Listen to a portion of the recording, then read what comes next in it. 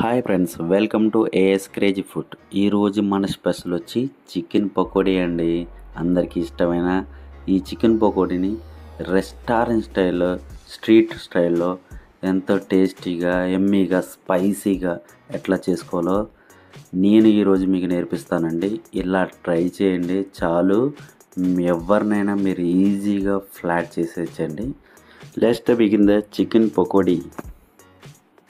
దీనికోసం నేను kilo boneless chicken తీసుకున్నానండి. ఇది చిన్న చిన్న పీసులుగా నేను కట్ చేసుకుంటున్నాను. ఒకవేళ మీకు కట్ చేయడం రాకపోతే నో ప్రాబ్లం, టెన్షన్ పడాల్సిన అవసరం లేదు. చికెన్ షాప్లో చెప్తే వాళ్ళే కట్ చేసేస్తారు. చికెన్ పకోడీ కోసం మనం సీక్రెట్ మసాలా రెడీ చేసుకున్నాం. దానికోసం వెల్లుల్లి రెబ్బలు ఒక 10, చెక్క ఒక 4, లవంగాలు ఒక 10 నుంచి 20 వేసుకొని 4 ఎండుమిర్చి, అట్లానే ధనియాలు ఒక టీ స్పూన్ ధనియాలు వేసుకుందామండి. అట్లానే జీలకర్ర 1/2 టీ స్పూన్ కొద్దిగా వేసుకోండి జీలకర్ర. ఈ మొత్తాన్ని మనం ఏం చేస్తామంటే బాగా మిక్సీ చేసుకుందాం. అలా అని బాగా మెత్తగా వద్దండి, కొంచెం రఫ్గా ఉండేటట్టు మిక్సీ చేసుకుందాం. ఈ కన్సిస్టెంటీ నేను చూపిస్తున్నాను కదా ఇట్లా. ముందుగా పక్కన పెట్టుకున్న బోన్లెస్ చికెన్ తీసుకుందామండి. దాంట్లోకి 2 టీ స్పూన్ల సాల్ట్ యాడ్ చేసుకున్నానండి. అట్లానే ఒక 1.5 టీ స్పూన్ కారం యాడ్ చేసుకుంటున్నాం. అట్లా బ్లాక్ పెప్పర్ లేదా వైట్ పెప్పర్ మీ దగ్గర ఉంటే యాడ్ చేసుకోండి. 1 టీ స్పూన్ యాడ్ చేసుకున్నాను.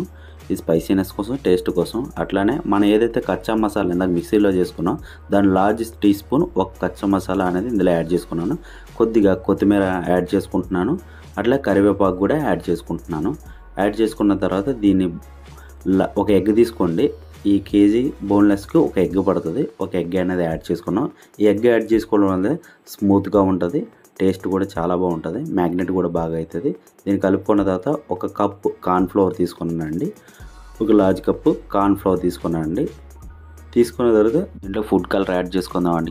మీకు నచ్చితే యాడ్ చేసుకోండి, మీరు తినకపోతే నో ప్రాబ్లం, స్కిప్ చేసేయండి, ఏం ఇబ్బంది ఏం లేదు. దీన్ని బాగా మనం మిక్స్ చేసుకుందాం. ఇలా ముక్కలకు పట్టేటట్టు బాగా మిక్స్ చేసుకోవాలండి.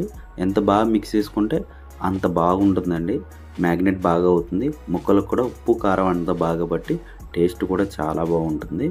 ఇట్లా మనం కలుపుకున్న తర్వాత ఈ కలుపుకున్న మిశ్రమాన్ని ఏదైతే చికెన్ మిశ్రమం దీన్ని 1/2 అవర్ పక్కన పెట్టండి, లేకపోతే ఫ్రిడ్జ్లో పెట్టుకోండి, నో ప్రాబ్లం. అలానే డీప్లో పెట్టొద్దు, జస్ట్ ఫ్రిడ్జ్లో పెట్టుకోండి, లేకపోతే పక్కన పెట్టండి. సో నిమ్మకాయ జ్యూస్ కూడా యాడ్ చేసుకున్నానండి. ఇది కొంచెం మిక్స్ చేసుకుందాం మళ్ళీ ఒకసారి. నేను మర్చిపోయాను, అందుకని ఇప్పుడు మళ్ళీ యాడ్ చేయాల్సి వచ్చింది. ఇప్పుడు దీన్ని మనం ఒక హాఫ్ అన్ అవర్ నుంచి 15 మినిట్స్ పక్కన పెట్టుకుందాం. ఈలోగా మనం ఖాళీగా ఉండకుండా కళాయి పెట్టుకొని మంట అంటే ఎక్కడ అనుకోకండి, కళాయి కింద మంట పెట్టుకొని కళాయిలో ఆయిల్ పోసుకుందాం. ఏం ఆయిల్ వాడాలని మీకు డౌట్గా ఉండొచ్చు. నేను రిఫండ్ ఆయిల్ వాడేదండి. ఫ్రైలు కానీ డీప్ ఫ్రైలు కానీ రిఫండ్ ఆయిల్ కానీ సన్ఫ్లవర్ ఆయిల్ కానీ వాడుకోవడం బెటర్ అండి, హెల్త్కి కూడా మంచిది. ఆయిల్ వేడెక్కిందండి. ఇప్పుడు మనం ఏదైతే ముందుగా మిక్స్ చేసి పెట్టుకున్న చికెన్ ఉందో చికెన్ తీసుకొచ్చి ఒక్కొక్క పీసుల కింద ఆయిల్లో పకోడీ వేసినట్టు ఇందులోకి యాడ్ చేసుకుందామండి. యాడ్ చేసేటప్పుడు ఆయిల్ కొంచెం హీట్లో ఉండేలా చూడండి, హై ఫ్లేమ్లో ఉంటేనే బెటర్. ఆయిల్ హీట్ అయిన తర్వాత వేయండి.